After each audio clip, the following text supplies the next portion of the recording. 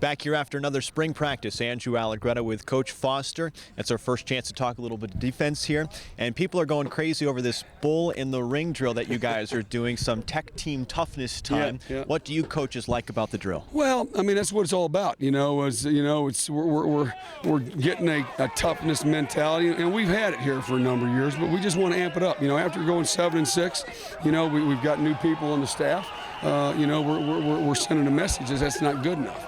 And we start off. We usually have 5 competitions, 2 guys going at a time, and it's basically who can knock a guy out of the circle, but doing it technique-wise and things of that nature. And but it just it gets a mindset, and I like that part of it because we need to have a mindset as we go into this next campaign. How do you pick who participates in the bull in the ring each day? Well, we kind of pick it by position. It's usually a linebacker versus a running back.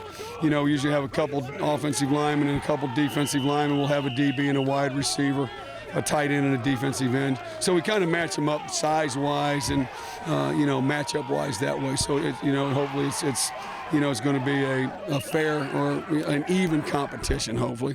But it's also just kind of it gets to develop a little camaraderie, offense against defense. There's a little competition there, but when it's all said and done, it's about us as a team, pushing each other and getting better, and that's what I like about this drill. All right, let's talk about some of your guys. Tarik Edwards back out there practicing. What do you like from him so far? Tarik just needs to get back, get his timing. He played, I don't even know how many snaps right now, probably around 50, 60 snaps last year just in regular games.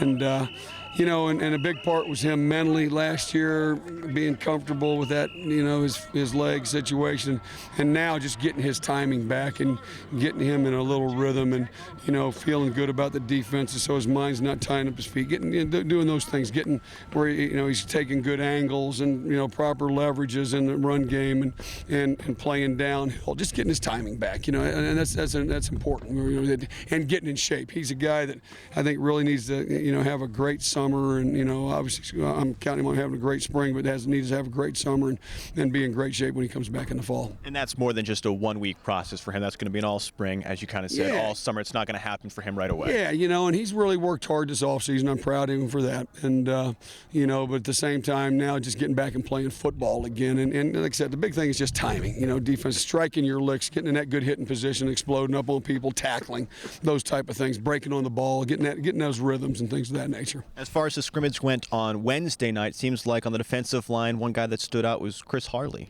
Yeah, Chris, he's a guy that has some abilities. Got to play hard all the time. And we've got some guys. We didn't scrimmage some of our starters tonight. We want to look at, on defense, we want to look at a lot of backup guys because we're going to figure out who we're going to play with, and we want to do that in a hurry.